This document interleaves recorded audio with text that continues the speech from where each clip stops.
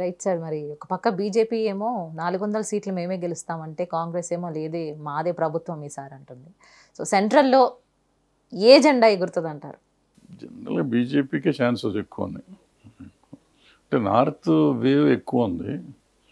But ఇంతకు ముందులాగా వాళ్ళు 400 అనేది ఊరికి ఇప్పుడు జగన్ గారు 175 అన్నట్టు వాళ్ళు 400 అంటున్నారు. ఐ డోంట్ థింక్ 400 వస్తాయని. వచ్చినా ఆశ్చర్యపోవక్కర్లేదు. ఎందుకంటే రాముడు మంత్రం ఏమన్నా పని చేయొచ్చు. బట్ తెలియకుండా హిందుత్వ మంత్రం దేశం అంతా పనిచేస్తాను, చాలా బాగా పనిచేస్తాను.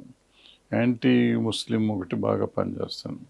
ఈ మధ్యకాలంలో చదువుకున్న వాళ్ళు కూడా, ఇంతకుముందు బాగా ఉన్నవాళ్ళు కూడా, ఈ ముస్లిమ్స్ తినేశారండి, 700 ఏళ్ల కింద మన ఆస్తులు కొట్టేశారండి, వీటిని గురించి మాట్లాడుతున్నారు. అంటే మనం ఈక్వల్గా ఉండాలి, అందరూ సమాజంలో మన మానవత్వం, హ్యూమనిటేరియన్ గ్రౌండ్, హ్యూమనిటేరియన్ దీని గురించి, హ్యూమనిజంని గురించి మాట్లాడే వాళ్ళు కూడా ముస్లింలు 700 ఏళ్ల కింద మన ఆస్తులు కొట్టేశారు లేకపోతే ఏం చెప్పి మాట్లాడుతున్నారు. వాళ్ళు రాకూడదు, పెరిగిపోవాలి, సంథింగ్ ఉంది. ఈ హేట్రెడ్ అనేది బాగా పెరిగిపోయింది. కమ్యూనల్ ఫీలింగ్ బాగా ఎక్కువైపోయింది. సో డెఫినెట్గా ఛాన్సెస్ ఎక్కువ ఉన్నాయి. బీజేపీ ఎక్కువ ఉంటుంది. కాంగ్రెస్ కొంచెం పుంజుకోవచ్చు. పూర్వకాలం 40 ఉన్నాయి కదా, ఇప్పుడు పుంజుకుంటుందేమో, కానీ గవర్నమెంట్ ఫామ్ చేసే స్టేజ్ రాదు.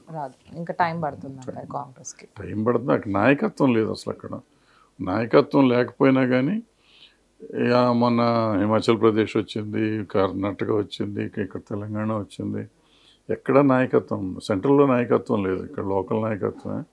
ఎక్కడ అది కంటే కూడా నాకు తెలిసి బీజేపీ కూడా పెర్ఫార్మెన్స్ లేదు అక్కడ. నార్త్లో కూడా అసెంబ్లీలో చాలా సీట్లు వచ్చినాయి. అంతకుముందు 0తో వచ్చిన వాళ్ళు ఇప్పుడు మెల్లిమెల్లిగా పెరిగారు కదా. సో జనంలో కొంత మార్పు ఉంది. ఒక పక్కన అది పని చేస్తుంది, ఇది పని చేస్తుంది, చూడాలి ఏమవుతుంది. బట్ ఏదైనా బీజేపీ వచ్చేస్తుంది.